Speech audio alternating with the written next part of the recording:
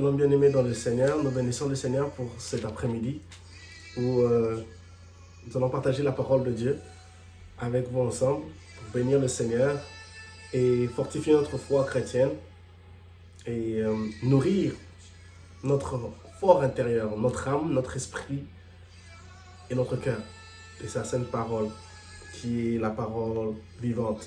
Bien-aimés dans le Seigneur, la Bible, chaque ligne, chaque écriture, chaque passage de la parole de Dieu a une puissance rédemptrice, une puissance restauratrice, une puissance salvatrice. Et c'est là pour notre bien, c'est là pour notre bonheur. Et nous croyons fermement que tous ces temps où le temps que nous passons pour partager, c'est faire ces petits partages où nous essayons de décortiquer chaque ligne de ces saintes écritures ne sont pas des pertes de temps. Mais elles nous encouragent, elles bénissent plusieurs personnes. Et nous bénissons le Seigneur pour toutes ces personnes qui nous suivent, qui nous portent dans leurs prières. Et nous glorifions le Seigneur pour tout ce qu'il fait dans nos vies. Prions le Seigneur. Tendre Père, nous te disons merci pour cet après-midi. Merci pour ta parole. Merci Seigneur parce que tu vas nous parler et nous aiguiser. Nous voulons que ton esprit nous assiste et que ton esprit, Seigneur, touche ceux-là qui vont nous suivre. Nous ne savons pas parler, nous ne savons pas comment interpréter, décortiquer.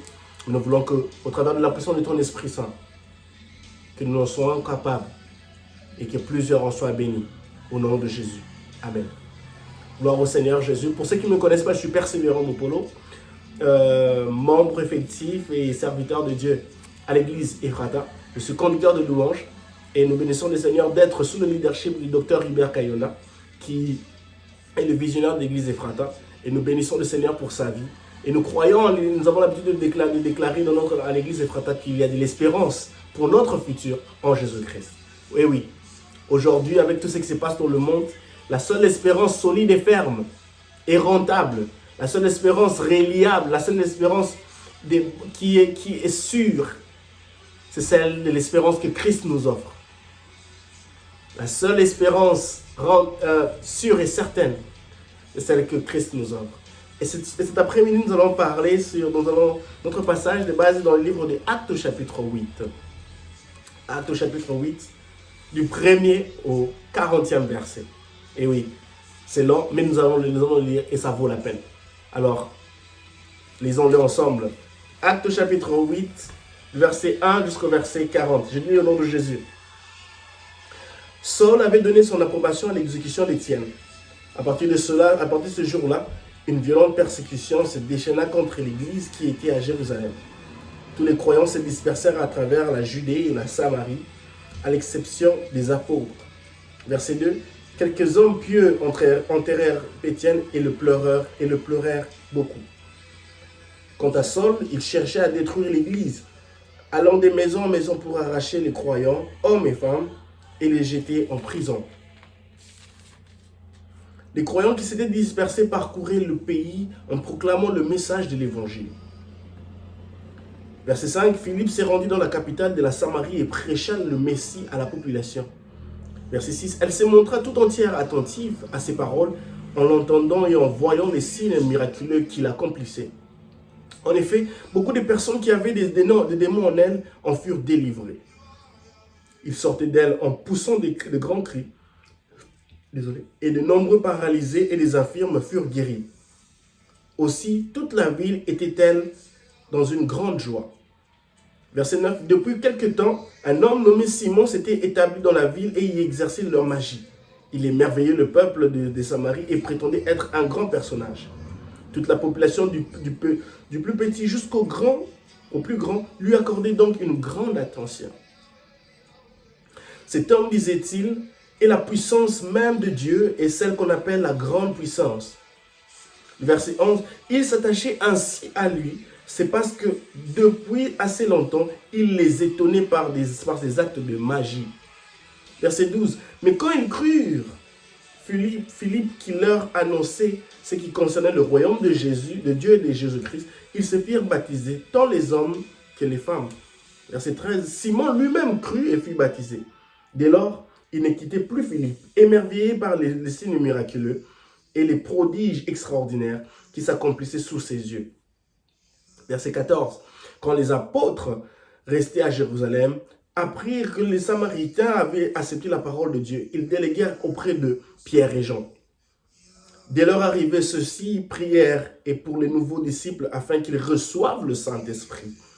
En effet, il n'était encore descendu sur eux aucun d'eux. Ils avaient seulement été baptisés au nom du Seigneur Jésus. Pierre et Jean leur imposèrent donc les mains et ils reçurent l'Esprit Saint. Verset 18. Simon vit que l'Esprit Saint était donné aux croyants quand les apôtres leur imposaient les mains. Alors il leur proposa de l'argent. Et il leur dit, donnez-moi aussi ce pouvoir pour ceux à qui j'imposerai les mains reçoivent l'Esprit. Verset 20. Mais Pierre lui répondit, que ton argent périsse et toi avec lui. Puisque tu t'es imaginé qu'on pouvait se procurer le don de Dieu avec de l'argent. Tu n'as ni part ni droit dans cette affaire, car ton cœur n'est pas droit devant Dieu. Détourne-toi donc du mal qui est en toi et demande au Seigneur de te pardonner. Et s'il est possible d'avoir eu de telles intentions dans ton cœur. Car à ce que je vois, tu es rempli d'amertume et de méchanceté. Et tu es captif du mal. Alors Simon demanda à Pierre et Jean, priez vous-même le Seigneur pour moi, et qu'il ne m'arrive rien de ce que vous avez dit. Verset 25, Pierre et Jean continuèrent à rendre témoignage à Jésus-Christ en annonçant la parole du Seigneur. Puis ils retournèrent à Jérusalem, tout en annonçant l'évangile dans un grand nombre de villages samaritains. Verset 26, un ange du Seigneur s'adressa à Philippe et lui dit, « Lève-toi, pars en direction du sud, prends la route qui descend de Jérusalem à Gaza, celle qui est déserte. » Il se leva immédiatement et s'est mis en route. Et voici, il rencontra un haut dignitaire éthiopien, administrateur des biens de Candace, reine d'Éthiopie. Cet homme était venu à Jérusalem pour adorer Dieu. Il était sur le chemin du retour, et assis dans son char, il lisait à haute voix un passage du prophète Isaïe. Verset 29, l'Esprit dit à Philippe, avance jusqu'à ce char et marche à côté de lui. Le verset 30, Paul courut et entendit l'Éthiopien lire dans le livre du prophète Isaïe. Alors il lui demanda, comprends-tu ce que tu lis? Comment le pourrais-je, répondit-il, si je n'ai personne pour m'expliquer? Et il invita Philippe à monter s'asseoir à côté de lui. Or, il était en train de lire ce passage de l'Écriture, semblable à un mouton mené à l'abattoir, comme un agneau muet devant ceux qui le tendent. Il n'a pas dit un mot. Il a été humilié, il n'a pas obtenu justice. Qui racontera sa descendance, car sa vie sur la terre a été supprimée. Verset 34, l'Éthiopien demanda à Philippe, explique-moi s'il te plaît, de qui est-il question? Est-ce de lui-même que le prophète parle ou de quelqu'un d'autre? Alors Philippe prit la parole et partant de ce texte, nous annonça ce qui concerne Jésus. Verset 36, en continuant leur route, ils arrivèrent près d'un point d'eau. Alors le dignitaire s'écria, voici de l'eau. Qu'est-ce qui empêche que je sois baptisé? Verset 37, si tu crois de tout ton cœur, tu peux être baptisé. Oui, répondit le dignitaire, je crois que Jésus-Christ est le Fils de Dieu. Aussitôt, il donna de l'ordre d'arrêter le char. Philippe et le dignitaire descendirent tous dedans l'eau. Et Philippe le baptisa. Verset 39. Quand ils sortirent de l'eau, l'Esprit du Seigneur enleva Philippe et le dignitaire ne le vit plus. Celui-ci poursuivit sa route, le cœur rempli de joie. Verset 40. Philippe se retrouva à Achadot, d'où il s'est rendu à Césarée, en annonçant l'évangile dans toute la localité qu'il traversait. Quelle belle parole, un très beau passage, merveilleux, qui nous parle de la puissance de l'évangile, de la bonne nouvelle de Christ, du Saint-Esprit, de l'action des anges. Un passage merveilleux. Alors, nous voyons d'entrée de jeu qu'on nous informe ici des actions de Saul, qui est un persécuteur, qui attaque les personnes, les hommes et les femmes qui croient en la parole, en la bonne nouvelle de Jésus-Christ. Et au premier verset, on nous dit, à partir de ce jour-là, une violente persécution se déchaîna contre l'Église. Du moment où, après la mort d'Étienne, la mort d'Étienne a été le début de la persécution. Où maintenant, ils étaient permis, maintenant, les gens, les persécuteurs se voyaient permis de tuer, d'aller même pour tuer les personnes qui croyaient en la parole, à la bonne nouvelle de Jésus-Christ. La Bible dit que tous les croyants se dispersèrent à travers Judée, à l'exception des apôtres. Ça, j'aime beaucoup. À l'exception des apôtres. Les apôtres, ce sont ces pères, les disciples de Christ, du Seigneur, qui étaient dans la chambre haute, qui ont reçu le Saint-Esprit, l'ascension de l'Esprit Saint dans leur vie. Et ils ont été transformés, rendus capables de pouvoir prêcher l'évangile avec assurance. Parce que Christ les avait dit, vous devez attendre le consolateur, celui qui doit venir. En fait, le Saint-Esprit était le paquet complet qui certifierait que maintenant, vous avez ce dont vous avez besoin pour prêcher avec assurance, pour prêcher avec foi, avec autorité et puissance, la bonne nouvelle de Jésus-Christ. Et on peut voir ici que les disciples, la Bible dit clairement, excepté les apôtres. Nous devons être comme les apôtres. Même quand il y a des turbulences, même quand nous sommes poussés à bout, même quand nous sommes oppressés, persécutés, soyons comme les apôtres qui disent non, qui refusent.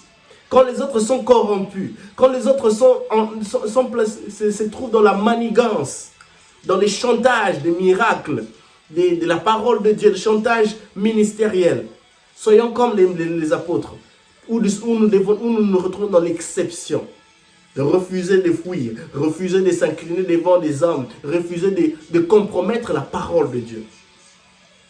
Verset 2, quelques hommes pieux, on parle de quelques hommes pieux qui ont enterré Étienne qui avait été tué. Et le verset 3 nous parle de quant à Saul, il cherchait à détruire l'église. C'était l'objectif primordial de Saul, de détruire l'église. Il allait de maison en maison. Et la Bible dit, parmi les croyants qui s'étaient dispersés,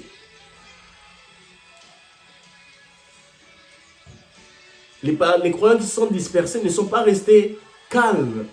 Ils ne sont pas restés là à rien faire, à être effrayés, à garder la même peur. Ils sont dispersés, mais là où ils se sont retrouvés, ils proclamaient l'évangile. Ça, c'est la bonne chose. C'est vrai qu'on a fui quelque part pour aller quelque part d'autre, mais on a gardé la même constance, on reste intègre. J'ai vu, par exemple, vous viviez par exemple en Afrique et maintenant vous vivez maintenant en Europe. Cela ne veut pas dire que vous devez perdre votre foi chrétienne. Cela ne veut pas dire que, puisque vous êtes en train de servir Dieu à 100% en Afrique, maintenant, comme vous êtes en Europe, les choses sont mieux améliorées, la vie sociale est meilleure que l'Afrique, c'est-à-dire que vous devez abandonner la vie chrétienne. Non, cela n'est pas une excuse, bien-aimés, très chers frères et sœurs. Cela n'est pas une excuse. Que vous vous retrouvez en Europe, que vous vous retrouvez en Amérique, que vous vous retrouvez en Océanie, que vous vous retrouvez en Asie, votre vie chrétienne doit rester constante. Vous devez chercher toujours à être assoiffé, à avoir ce désir de nourrir votre foi chrétienne quotidiennement et à prêcher la bonne nouvelle de Christ Jésus. Et ceci est très très important. Et on parle au verset 5 d'un homme qui s'appelle Philippe. On dit Philippe s'est rendu dans la capitale de la Samarie et prêcha le Messie à la population. Un évangéliste. Il prêche l'évangile. Il se retrouve dans une terre, dans un endroit qui n'est pas le sien. Mais la Bible dit clairement, Philippe s'est rendu dans la capitale de la Samarie et prêcha le Messie à la population. Verset 6. Vous savez, lorsque nous faisons les choses pour Dieu, lorsque nous faisons les choses pour Dieu, Dieu lui-même se rassurera que les résultats sont meilleurs. Et la Bible dit clairement ici, verset 6, elle se montra tout entière, très attentif à ses paroles en entendant et en voyant les signes miraculeux qu'il a accomplis. Il prêchait l'évangile de Jésus-Christ, de la bonne nouvelle de Christ. Et cet évangile de la bonne nouvelle de Christ était accompagné des miracles. Et ça a attiré les foules des gens. Ne compromettons pas, ne cherchons pas à compromettre la bonne nouvelle de Christ avec des choses qui ne glorifient pas Dieu. Pas du tout. La Bible dit clairement ici, elle se montra tout entière attentive à ses paroles, en entendant et en voyant les signes miraculeux. Verset 7, en effet, beaucoup de personnes qui avaient des démons en elles en furent délivrées. Les signes miraculeux qui sont des signes miraculeux qui sont en train d'accompagner l'évangélisation de Philippe. Il prêche la bonne nouvelle de Jésus-Christ. Que Jésus-Christ est le Seigneur des Seigneurs, que Jésus-Christ est le chemin, la vérité et la vie, que Jésus-Christ est le pain de vie, que Jésus-Christ est notre guérison, que tout genou fléchit, que toute langue confesse que Jésus-Christ est Seigneur.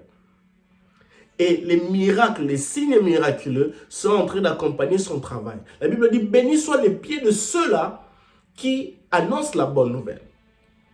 Jésus-Christ dit dans le livre de Luc chapitre 4, l'Esprit du Seigneur est sur moi, il m'a oint pour annoncer la bonne nouvelle et délivrer les captifs. Captifs de quoi que ce soit, de la maladie, des finances, des liens familiaux, de quoi que ce soit. L'Esprit du Seigneur, lorsqu'il est sur nous, il nous oint, il nous permet d'apporter la bonne nouvelle. Une fois d'apporter la bonne nouvelle, et cette bonne nouvelle vient avec des signes miraculeux qui font que les gens qui écoutent cela attentivement soient délivrés et puissent bénéficier d'une guérison, d'une délivrance instantanée, d'un changement tant attendu. Et on voit au verset 7, en effet, beaucoup de personnes qui avaient des démons en elles en furent délivrées. Ils sortaient d'elles en poussant des cris, des grands cris, et de nombreux paralysés et infirmes furent guéris. Aussi toute la ville était-elle d'une grande joie. La joie a pris place dans la ville à cause de la bonne nouvelle de Christ. Voyez-vous combien il est important pour nous d'annoncer la bonne nouvelle de Christ dans les réseaux sociaux, partout là où nous nous retrouvons, au travers de même de notre personnalité, de notre témoignage, annoncer la bonne nouvelle de Christ Jésus. Et l'environnement là où nous nous retrouvons, là où nous annonçons la bonne nouvelle, là il y aura une joie qui va s'emparer de ce lieu, de cet endroit, de cet environnement. Une joie qui ne peut être décrite humainement parlant. Et ceci est très très important, les avantages d'annoncer la bonne nouvelle de Christ. À toi qui me suis, j'aimerais te dire qu'il est important, j'aimerais t'encourager. N'aie pas honte de témoigner ta foi partout là où tu te retrouves. Que je suis chrétien, que j'aime Jésus-Christ, que Christ est mort pour moi à la croix de Golgotha, qu'il est mon Seigneur et mon Sauveur. La Bible dit, si tu crois de ton cœur, tu seras si tu crois de tout ton cœur, si tu confesses de ta bouche que Jésus-Christ est Seigneur, tu seras sauvé. Le verset 9 dit, or, depuis quelque temps, un homme nommé Simon s'était établi dans la ville et y exerçait la magie. Il émerveillait le peuple de Samarie et prétendait être un grand personnage. Toute la population, du plus petit jusqu'au plus grand, lui accordait une grande attention. Bien-aimés dans le Seigneur, le verset 9 et le verset 10 nous montrent quelque chose qui se passe jusqu'aujourd'hui.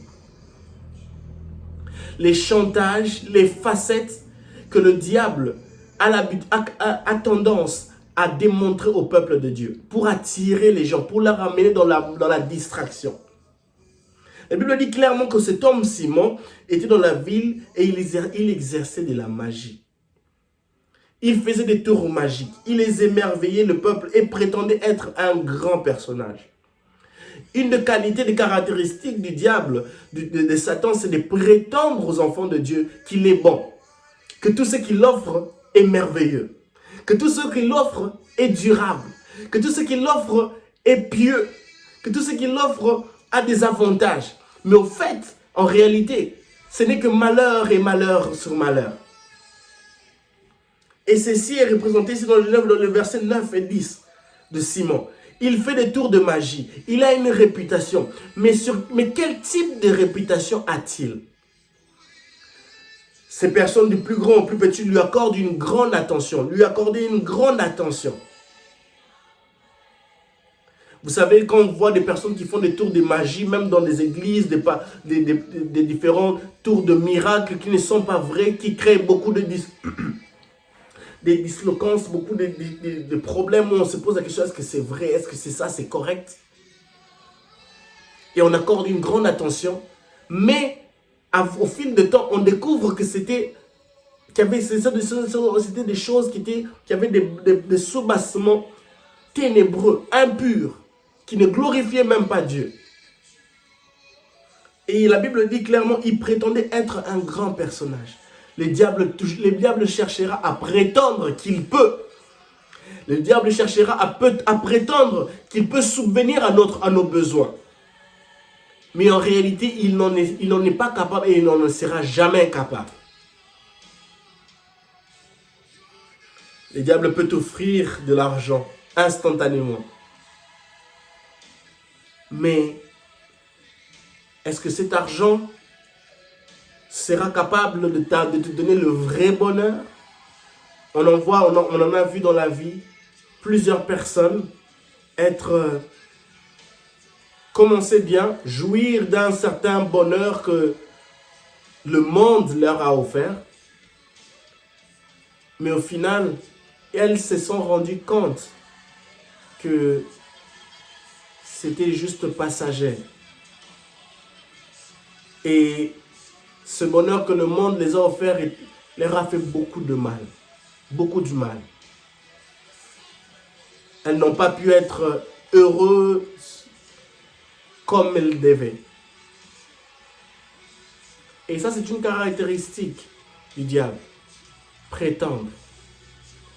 En tant que chrétiens, nous ne sommes pas parfaits. Mais en tant que chrétiens, nous devons demander à Dieu, Dieu, aide-moi à ne pas être quelqu'un qui prétend être. Nous devons être des personnes qui sont, qui veulent être, et non prétendre être. Parce que prétendre être, c'est un peu comme jouer au même jeu du diable.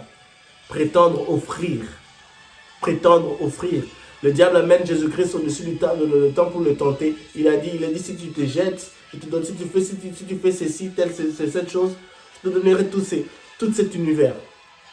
Il le propose beaucoup de choses. Il prétend comme s'il possède tout ça.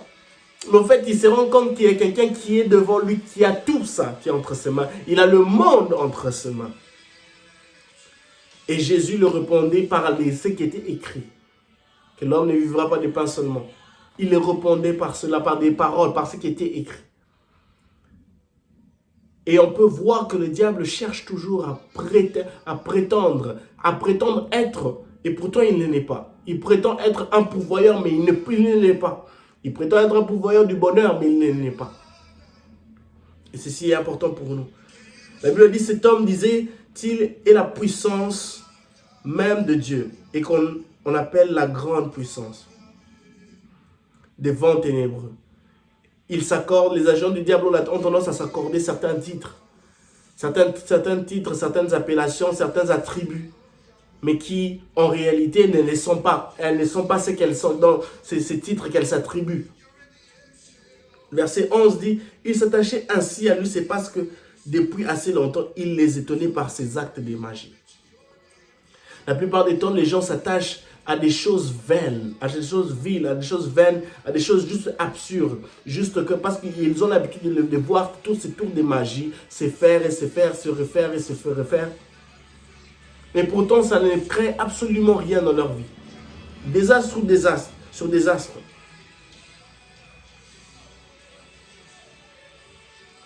Et l'une des choses dans la prétention que le diable a, de faire prétendre aux gens, c'est que les choses que le diable offre ne demeurent jamais. Mais ce qui est de Dieu demeure. Ça, c'est sûr et certain. Ce qui est du diable ne demeurera jamais. Mais ce qui est de Dieu demeure et demeure toujours. Verset 12. Mais quand ils crurent Philippe, qui leur annonçait ce qui concerne le royaume de Dieu et de Jésus-Christ, ils se firent baptiser, tant les hommes que les femmes. La bonne nouvelle de Christ arrive. La bonne nouvelle de Christ, c'est la lumière. Et lorsque la lumière vient, et lorsque la lumière prend place, tous les actes ténébreux, toutes les manigances ténébreuses disparaissent. Toutes les manigances ténébreuses quittent les milieux. Et on voit ici que ces personnes ont cru au message de Philippe.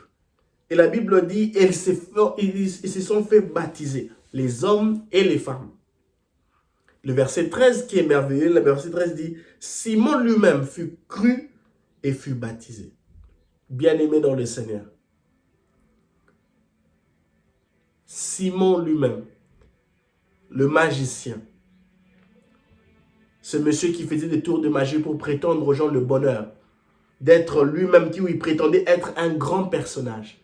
Mais ce grand personnage qu'il prétendait, au fait, n'était pas un grand personnage. Le grand personnage, la meilleure personne, la grande puissance dont il s'attribuait, au fait, la grande puissance en vrai est celle de Jésus-Christ. Et au-dessus de Jésus, il n'y a personne au-dessus de Jésus. La Bible dit que non, il est au-dessus de tous les noms. Jésus-Christ est au-dessus de tous les noms. On voit Simon le magicien se faire baptiser.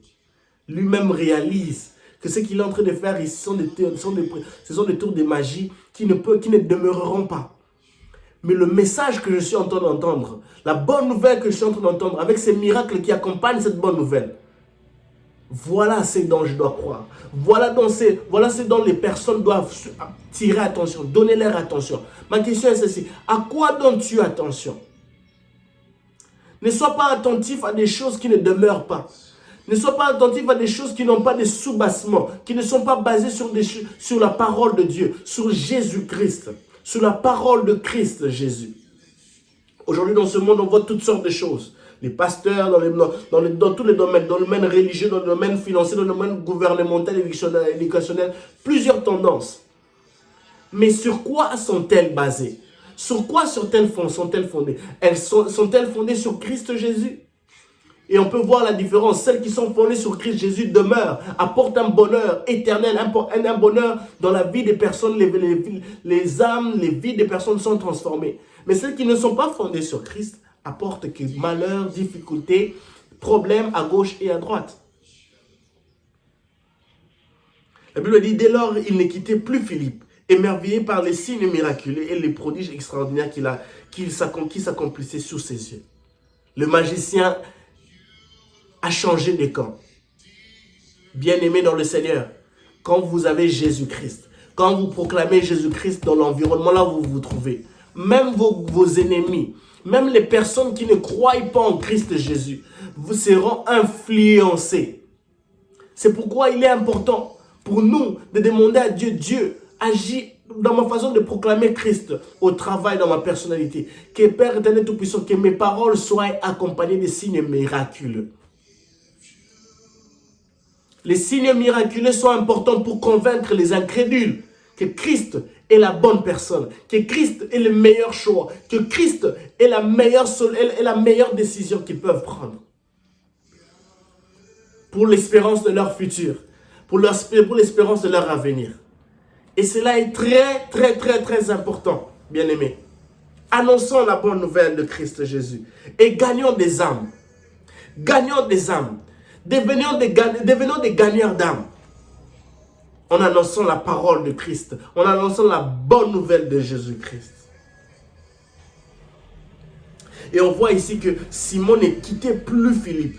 Il était émerveillé par les signes miraculeux et les prodiges extraordinaires qui s'accomplissaient sous ses yeux.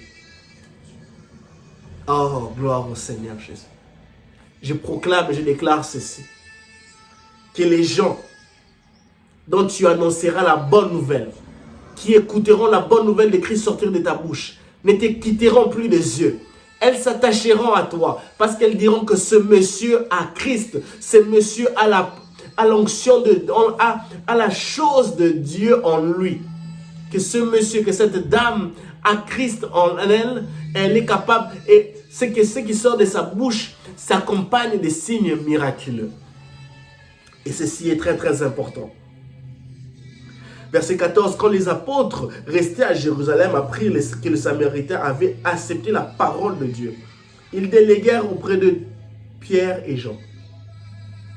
De leur arrivée, ceux-ci prièrent pour les nouveaux disciples afin qu'ils reçoivent le Saint-Esprit. Ils sont arrivés, ils ont prié pour ces nouveaux disciples afin qu'ils reçoivent le Saint-Esprit. En effet, ils n'étaient pas encore descendus sur aucun d'eux. Ils avaient seulement été baptisés au nom du Seigneur Jésus. Pierre et Jean imposèrent donc les mains et ils reçurent l'Esprit Saint. Gloire au Seigneur Jésus-Christ. Ces personnes, ces disciples qui ont accepté Christ, dont Philippe a évangélisé, ont reçu le Saint-Esprit par l'imposition de main. Ils étaient baptisés d'eau. Bien, c'était très bien. Mais ils n'avaient pas le Saint-Esprit. Le Saint-Esprit est le paquet complet qui certifie, qui nous rend capables, qui nous équipe. Du moment où il entre en nous, nous sommes certifiés à voir l'assurance, ces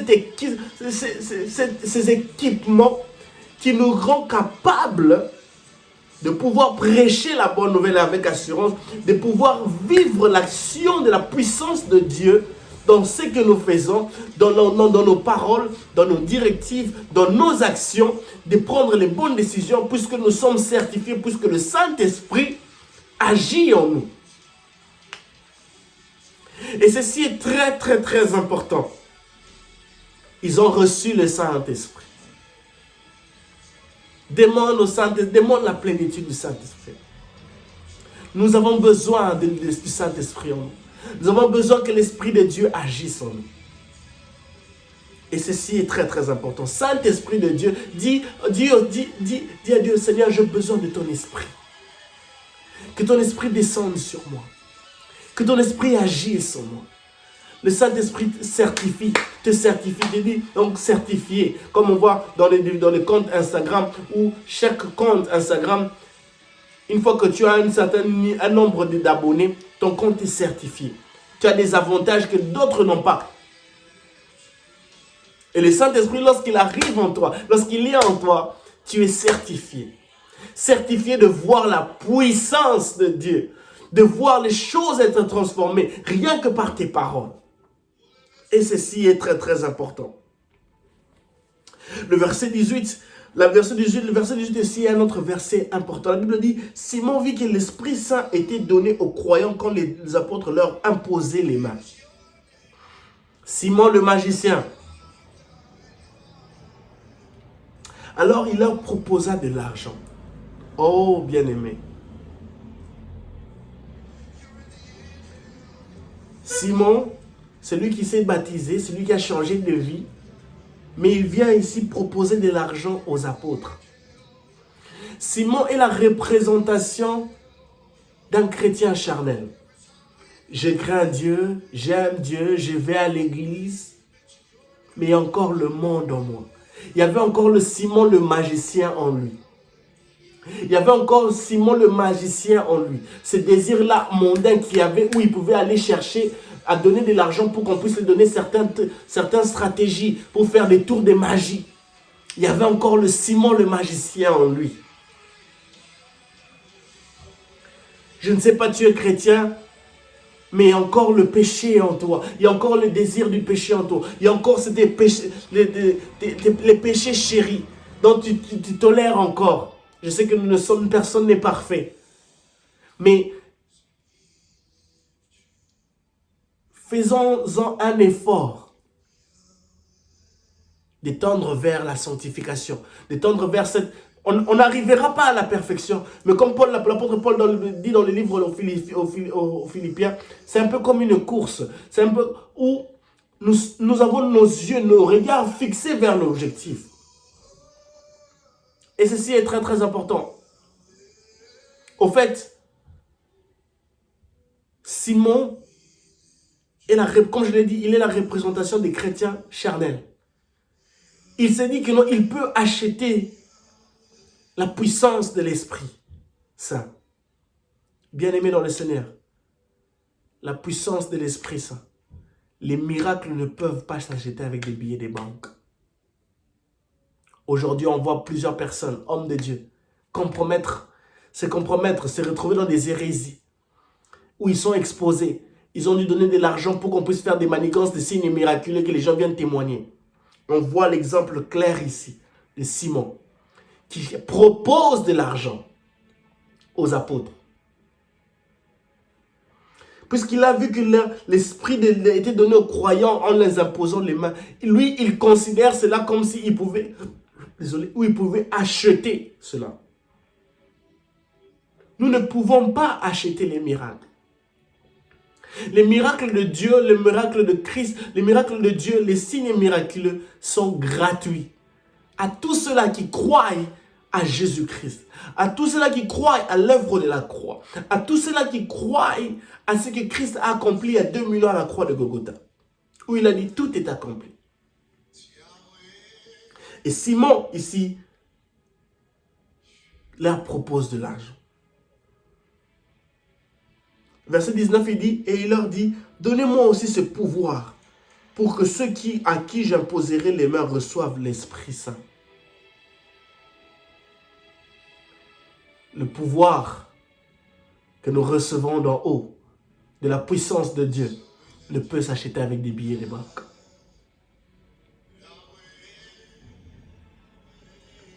La puissance que nous avons, que Christ, que Dieu nous donne en nous, n'est pas achetable, n'est pas marchandable. Elle ne peut en aucun cas devenir une marchandise. Et si nous le faisons, nous péchons. Combien de fois on voit aujourd'hui dans des églises, des serviteurs de Dieu, marchander les miracles, marchander le pouvoir de la puissance du Saint-Esprit. Eh bien, il se retrouve ici comme Simon. La puissance de Christ Jésus, l'action du Saint-Esprit ne peut s'acheter avec des billets de banque. Mais écoutez la réponse de Pierre au verset 20. Mais Pierre lui répondit que ton argent périsse, et toi avec lui, puisque tu t'es imaginé qu'on pouvait se procurer le don de Dieu avec de l'argent. Nous ne pouvons pas nous procurer le don de Dieu avec de l'argent. La Bible dit, crois au Seigneur Jésus-Christ et tu seras sauvé, toi et ta famille. Croire en Christ, mettre sa foi en Christ, nous permet d'obtenir le don de Dieu. Nous permet d'obtenir les miracles, nous permet d'obtenir le changement, nous permet d'obtenir la délivrance, la restauration. Nous devons juste croire, confesser que Jésus-Christ est Seigneur, croire en l'œuvre de la croix de Golgotha. Puisque l'œuvre de la croix de Golgotha est une œuvre accomplie, tout est accompli à la croix de Golgotha. Alors ce que nous devons faire, placer notre foi en cette œuvre de la croix, croire que cette œuvre de la croix a accompli déjà la restauration dont je cherche il y a 20 ans, il y a 10 ans, il y a 5 mois, il y a 2 ans. Une fois que nous croyons en cette œuvre accomplie il y a 2000 ans passés à la croix de Golgotha, alors nous obtenons, nous tirons de cette œuvre notre bénédiction, nous tirons de cette œuvre notre guérison, nous puisons dans cette œuvre, c'est dont nous cherchons. On ne peut pas acheter cela avec de l'argent, avec des billets de banque. Verset 21, tu n'as ni droit, ni part, ni droit dans cette affaire, car ton cœur n'est pas droit devant Dieu. Une personne qui le fait n'est pas droit devant Dieu. Chrétien, mais qui pense qu'il peut acheter de l'argent, il peut acheter le pouvoir, il peut acheter le pouvoir du Saint-Esprit, n'est pas droit devant Dieu. Cette personne-là n'est pas droit devant Dieu. Le verset 2, le verset 21, il le condamne, il dit car ton cœur n'est pas droit. Il donne l'état de son cœur. Il donne l'état du cœur de Simon. Ton cœur n'est pas droit devant Dieu. C'est là notre prière où dire Seigneur, aide-moi à avoir un cœur droit. Seigneur, aide mon frère et ma soeur, y compris moi-même, à avoir un cœur droit devant toi. Afin de ne pas compromettre ta parole. Afin de ne pas compromettre tes saintes écritures. Aide-moi à avoir un cœur droit devant toi. Ceci est très très important mon frère. Ceci est très très important ma soeur. Avoir un cœur droit devant Dieu. Le verset 22, c'est une recommandation de Pierre à Simon. Il dit, détourne-toi donc du mal qui est en toi. Seigneur, aide-moi à me détourner du mal qui est en moi. Aide-moi à me détourner du mal chéri, du péché chéri, du mauvais chéri qui est en moi. du mauvais, de l'orgueilleux, de l'ignorant qui est en moi, de la jalousie chérie, de l'orgueil chéri, de l'arrogance chérie qui est en moi. Aide-moi à me détourner donc de ce mal, de ce mauvais qui est en moi. Et il dit, et demande au Seigneur de te pardonner. Pierre fait quelque chose de très très important ici. Il donne la première chose, il dit d'accord, ton cœur n'est pas droit devant Dieu. Il donne l'état de son âme, l'état de son cœur. Il donne l'état de son cœur. 1. Ton cœur n'est pas droit devant Dieu. 2. Et puis maintenant, il fait la recommandation. Il le recommande. Il le dit. C'est un peu comme un conseil, je peux dire un conseil, mais il le recommande. Il le dit, détourne-toi du mal qui est en toi. Ça, c'est la première chose. Et après, il dit, demande au Seigneur de te pardonner. La Bible dit, la Bible dit que Dieu est juste et fidèle pour nous pardonner. Si nous confessons nos péchés, Dieu, lui, est juste et fidèle pour nous pardonner. 3 choses ici. Ton cœur n'est pas droit devant Dieu. Détourne-toi du mal. Demande au Seigneur pardon.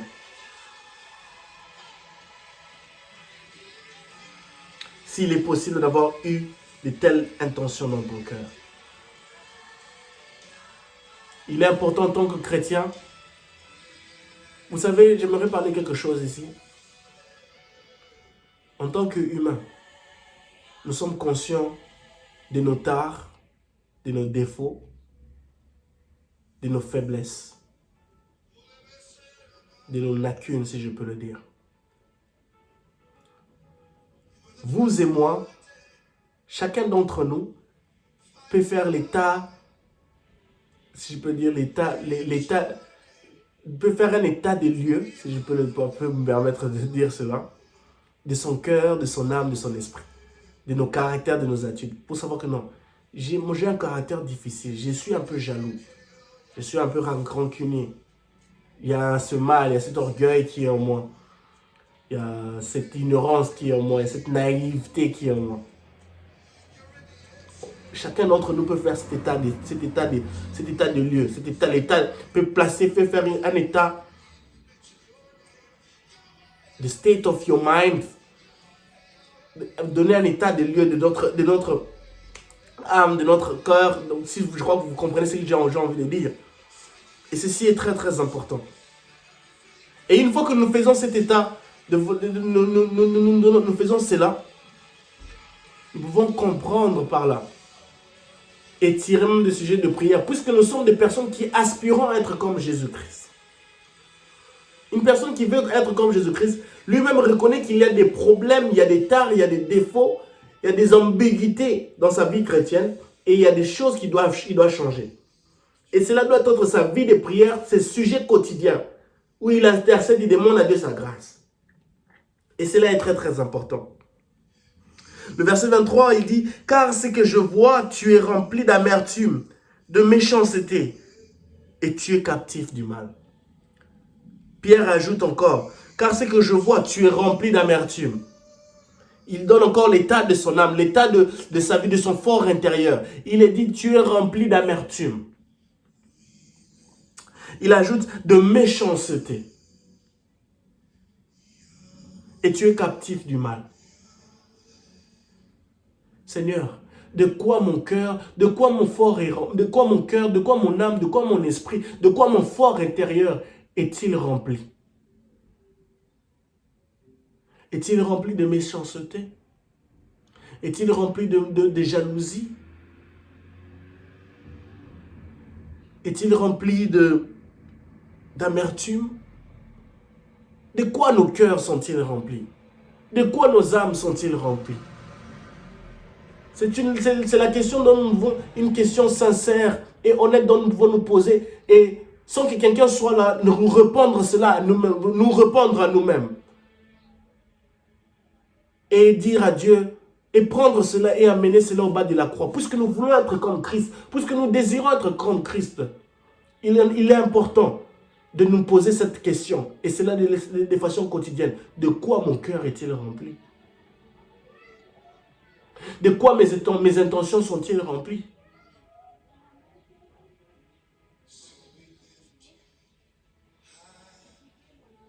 Et c'est alors que nous saurons comment prier pour être comme Christ, pour devenir comme Christ. Et c'est alors que nous saurons comment prier pour ressembler de façon meilleure à Christ. De la meilleure façon à Christ. Verset 24, alors Simon demanda à Pierre et Jean, priez vous-même le Seigneur pour moi, qu'il ne m'arrive rien de ce que vous avez dit. Le verset 25, Pierre et Jean continuaient à rendre témoignage à Jésus-Christ en annonçant la parole du Seigneur. Puis ils retournèrent à Jérusalem, tout en annonçant l'évangile dans un grand nombre de villages samaritains. Pierre et Jean qui viennent à peine d'arriver, ils continuent à faire le travail de l'évangélisation, à prêcher l'évangile, à proclamer la bonne nouvelle de Christ. Et ceci est très très important.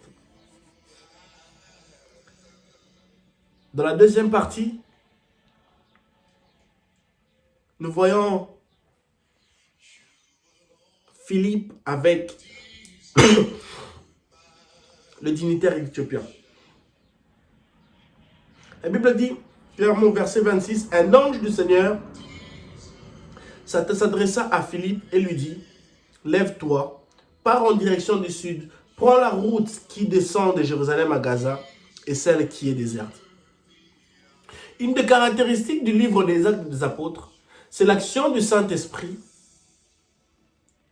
L'action du Saint-Esprit dans les apôtres, dans la vie des apôtres, accompagnée de signes miraculeux, mais aussi la présence, ça j'insiste, la présence des anges.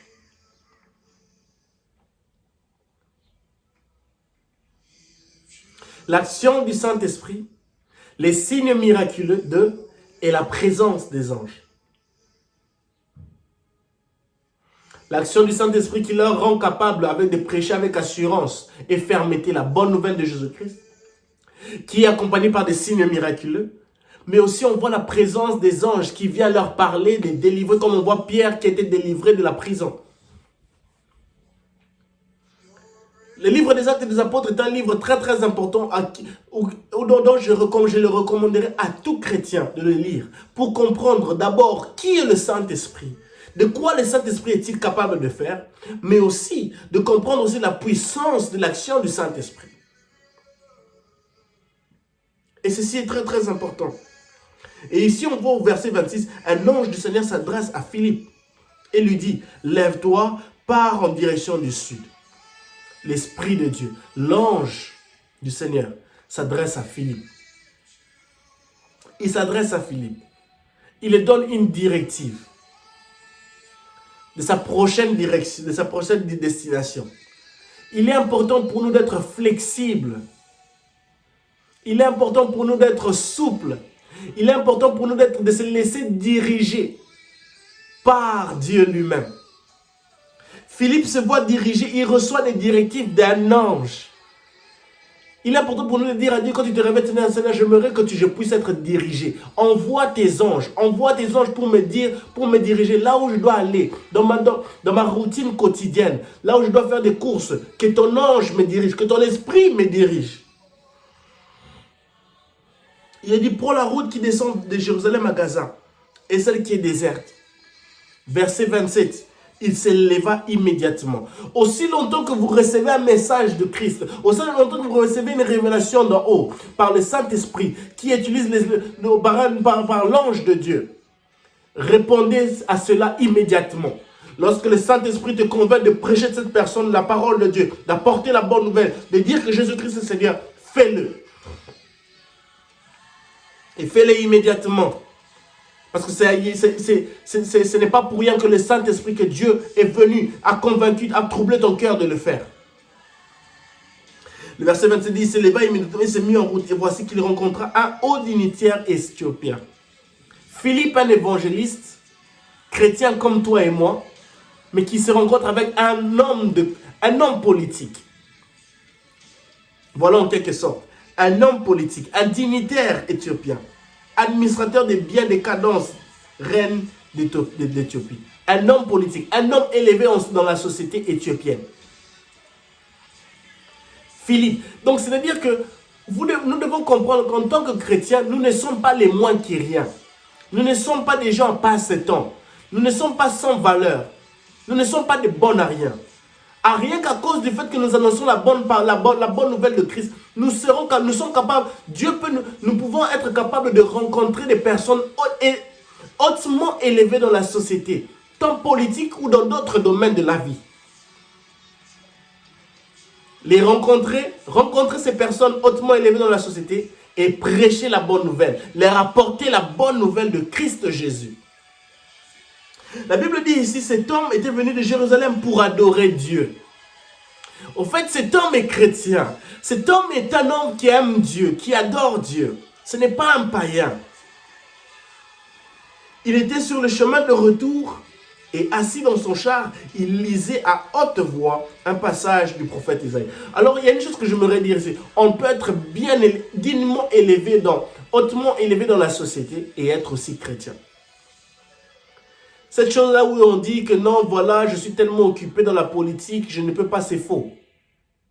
Joseph était dans la politique, hautement élevé dans le royaume, en Égypte. Daniel l'a été, David l'était.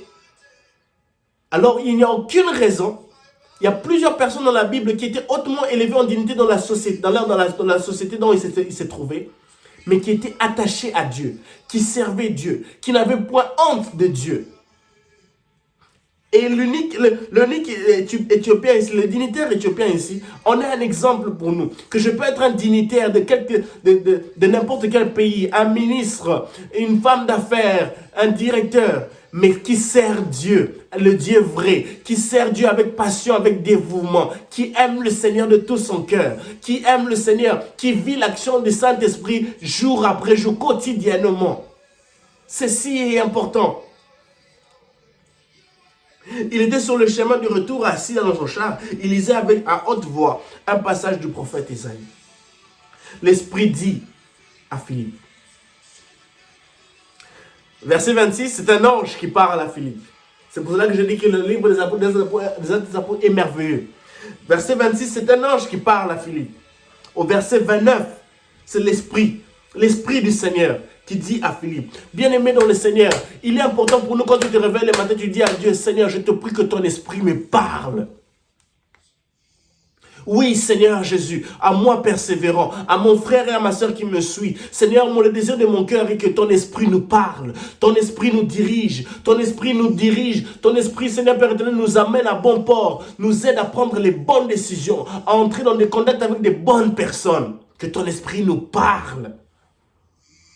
L'Esprit dit à Philippe, avance jusqu'à ce char et marche à côté de lui. Philippe est en train d'écouter les directives de l'Esprit de Dieu. Il est important pour nous d'écouter, d'être sensibles aux directives de l'Esprit de Dieu. Verset 30, Philippe courut et entendit l'Éthiopien lire le livre d'Ésaïe. Alors il lui demanda, comprends-tu ce que tu lis? C'est pour une raison que l'ange de l'Éternel l'avait envoyé là-bas. Et c'est pour une autre raison que l'Esprit de Dieu lui a dit d'avancer jusqu'à ses chars. Comment le pourrais-je, répondit-il, si je n'ai personne pour m'expliquer? Et il invita Philippe à monter, à s'asseoir à côté de lui. Or, il était en train de lire ce passage de l'Écriture. Semblable à un mouton mené à l'abattoir, comme un agneau muet devant ceux qui le tendent. Il n'a pas dit un mot. Il a été humilié et n'a pas obtenu justice. Qui racontera sa descendance? Car sa vie sur la terre a été supprimée. Ça, c'est le passage d'Ésaïe 53. Et Philippe entend ce que l'unique éthiopien est en train de lire. Un passage qui parle de Christ. Dans l'Ancien Testament, on le trouve dans le livre d'Ésaïe 53. Un passage qui parle de Christ Jésus. Qui décrit la vie de Jésus-Christ sur terre, les événements que Christ a dû traverser. Déjà, il y avait déjà plusieurs années en avant qui parlaient déjà de la venue de Christ Jésus. La venue de Christ Jésus sur terre était l'accomplissement d'une prophétie qui avait été déjà reçue des années en arrière. Ceci est important pour nous de comprendre que la parole de Dieu est vérité. Elle peut être déclarée il y a 2 ans, 10 ans passés, mais elle finira par s'accomplir. Et Dieu se rassurera que les personnes qui avaient écouté ces prophéties-là, ces révélations-là, restent toujours en vie pour palper, pour témoigner que voici ce que Dieu a fait. Elle s'est accomplie cette prophétie. Il y avait 15 ans passés qu'elle avait été déclarée et aujourd'hui elle s'accomplit. Béni soit le nom du Seigneur Jésus. L'Éthiopien demanda à Philippe, explique-moi s'il te plaît, de qui est-il question? Est-ce de lui-même le prophète ou quelqu'un d'autre? J'aime la réponse de Philippe. Alors, le verset 35. Alors Philippe prit la parole en partant de ce texte, lui annonçant ce qui concerne Jésus. Philippe fait ce que nous devons faire en tant que chrétiens. Bien-aimés dans le Seigneur, chaque passage de la parole de Dieu cache Jésus-Christ. Chaque passage, chaque écriture, livre de la parole de Dieu révèle la personne de Jésus-Christ. De Genèse à Apocalypse, rassurez-vous, laissez-moi vous rassurer. De Genèse à Apocalypse, chaque passage révèle la personne de Jésus-Christ. Dans l'Ancien Testament, laissez-moi vous rassurer, chaque livre révèle la personne de Jésus-Christ. Que personne ne vous mente. Jésus-Christ est le chemin, la vérité, la vie. Il est l'alpha et l'oméga. Chaque livre de la Bible révèle la personne de Jésus-Christ. Et Philippe a utilisé ce bout de passage que ce monsieur est en train de lire. Et partant de ce texte pour annoncer Jésus-Christ. Ma prière est que Dieu t'accorde la capacité de pouvoir être capable de lire ta parole. Chaque jour, lorsque tu la lis, lorsque tu la décortiques, lorsque tu la médites, que tu puisses être capable de révéler, de découvrir la personne de Jésus-Christ. C'est ma prière, que nous puissions être capables de découvrir la personne de Jésus-Christ dans chacune de nos méditations quotidiennes. Que nous puissions découvrir la personne de Jésus-Christ dans chacune de nos moments de prière. Lorsque nous lisons un passage biblique, que nous puissions découvrir la personne de Jésus-Christ qui nous ramène à l'œuvre salvatrice de la croix de Golgotha. Ceci est important. Ceci est très très important. Et en continuant leur route, ils arrivent près d'un point d'eau. Alors le dignitaire s'écria, « Voici de l'eau. Qu'est-ce qui empêche que je sois baptisé ?» Le dignitaire éthiopien comprend qu'il y a quelque chose qui ne s'est pas encore fait dans sa vie. Le dignitaire éthiopien comprend qu'il y avait encore un manquement. Il servait Dieu. Le monsieur, il servait Dieu. Mais il y avait quelque chose qui manquait encore, le baptême. Il manquait encore le baptême d'eau. Et le verset 37, le verset 37, avant le monsieur voit qu'il y avait quelque chose qui manque. En tant que chrétien, il est important pour nous de faire une auto-introspection pour voir qu'il y a quelque chose qui manque en moi. Il y a quelque chose qui manque en moi. Quand je lis la parole de Dieu, quand je découvre la personne de Christ dans certains passages, il y a quelque chose qui manque encore en moi. Et je dois demander, je dois être assoiffé. Je dois chercher Dieu de telle manière à ce que je dois voir, je dois vivre cela. Les différents manques dans ma vie doivent être comblés par la personne de Christ. Les différents espaces vides dans ma vie, dans mon fort intérieur, doivent être comblés, doivent être remplis par la personne de Christ Jésus.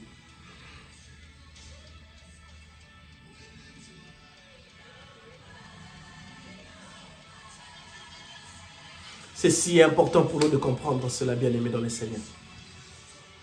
Le verset 37, Philippe dit, si tu crois de tout ton cœur, tu peux être baptisé. Oui, dit le dignitaire, je crois que Jésus-Christ est le Fils de Dieu. Les dignitaires arrivent à comprendre que Jésus-Christ est le Fils de Dieu. Il servait Dieu. Mais il ne connaissait pas Christ. Il arrive en conclusion que maintenant, là, le passage qu'il lisait d'Ésaïe 53 maintenant faisait référence au Fils de Dieu, le don gratuit de Dieu au peuple, au monde. Le don gratuit de Dieu à ses enfants pour la rédemption de nos péchés. Et le livre que tu viens dit, oui, je crois que Jésus-Christ est le Fils de Dieu. Une fois qu'il confesse Jésus-Christ, lorsque nous confessons Jésus-Christ, qu'il est le Seigneur, il est le Fils de Dieu, automatiquement, notre vie est changée. Automatiquement, ce qui est ancien devient ancien. Voici les choses nouvelles maintenant prennent place. La lumière éclatante du Seigneur Jésus brille, elle prend place. Les ténèbres disparaissent. Une fois que nous confessons que Jésus-Christ est Seigneur, même les puissances ténébreuses reconnaissent que maintenant, il y a une remise et reprise. Les choses ne seront plus jamais les mêmes dans la vie de cette personne. Car cette personne a confessé la seigneurie de Jésus-Christ.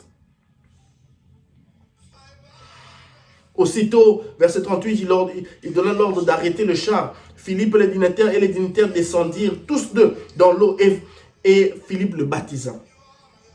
Quand ils sortirent de l'eau, j'aime cette partie, verset 39, quand ils sortirent de l'eau, l'Esprit du Seigneur enleva Philippe. Oh, j'aime ça. Voyez-vous la capacité, c'est à quoi l'Esprit du Seigneur? C'est à quoi l'Esprit du Seigneur est capable de faire. Oh Dieu, je te dis merci. Notre prière doit être Seigneur, que je puisse bénéficier de l'action de ton esprit dans ma vie. L'esprit, est-ce que vous vous rendez compte de ce passage, le verset 29, le 39. Quand il sortit, l'Esprit du Seigneur enleva Philippe. L'Esprit du Seigneur.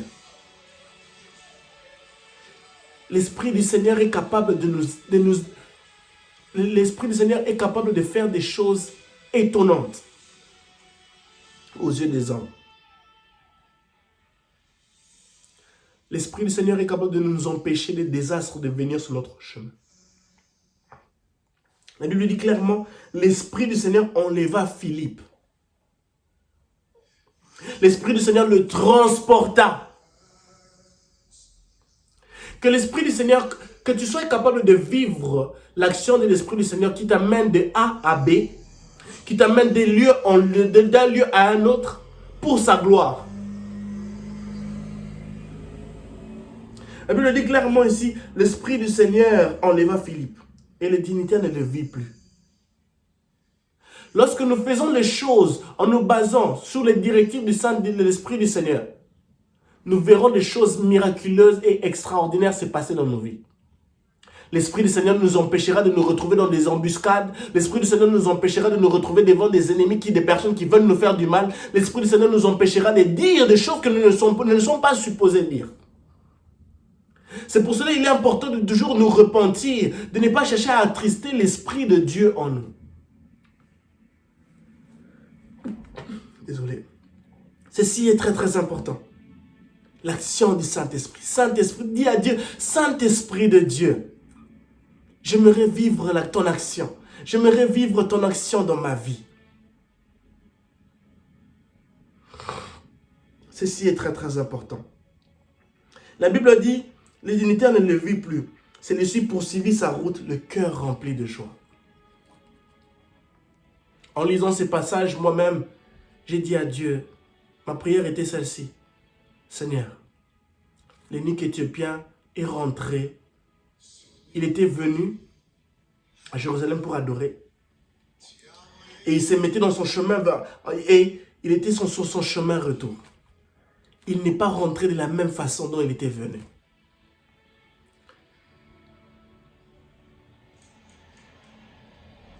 Que Dieu nous accorde sa grâce. Que lorsque nous allons dans nos assemblées pour prier, pour chercher Dieu, que nous ne sortons pas de la même façon dont nous étions venus. Que lorsque nous passons du temps dans la présence de Dieu, de nos temps personnels, que nous ne sortons pas de ces temps personnels dans la présence de Dieu de la même façon dont nous étions entrés.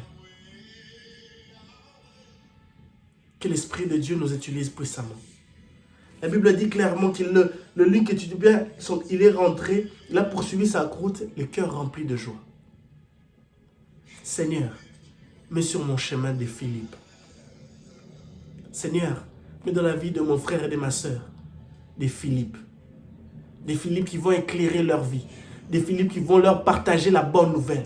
Des Philippe qui vont leur révéler des choses cachées. Des Philippe qui vont leur éclaircir, apporter plus de compréhension dans les Écritures, dans la parole de Dieu, dans leurs problèmes qu'ils rencontrent. Des Philippe qui, quand ils nous parleront, apporteront la joie. Des Philippe, quand ils nous parleront, ils vont nous appeler d'apporter des révélations qui viennent tout droit du ciel. Telle est ma prière. Que Dieu agisse dans ta vie. Que Dieu agisse dans ta vie, mon frère, ma soeur. Que Dieu t'utilise puissamment. Que Dieu te console. Que Dieu te bénisse. Seigneur, merci pour ta parole. Merci parce que tu nous as parlé, Père. Merci, Seigneur, pour l'action de ton Esprit Saint, qui nous rend capables de prêcher l'Évangile partout là où nous nous trouvons, Seigneur, avec assurance et fermeté. Merci pour les signes miraculeux qui nous accompagnent, Seigneur. Qui, dans Seigneur Père éternel tout-puissant, attire les regards des gens pour dire il y a quelque chose de différent que nous n'avons jamais vu. Seigneur, merci Seigneur Père éternel parce que ton esprit nous parle pour être sincère et honnête avec nous-mêmes, pour voir, pour faire une introspection, pour voir là où nous ne marchons pas correctement. Tendre Père, aide-nous. Seigneur, mets sur notre chemin des Philippe qui sont remplis de ton esprit, qui écoutent ta voix, Seigneur, qui suivent les directives de Seigneur Père éternel, de ton Esprit Saint.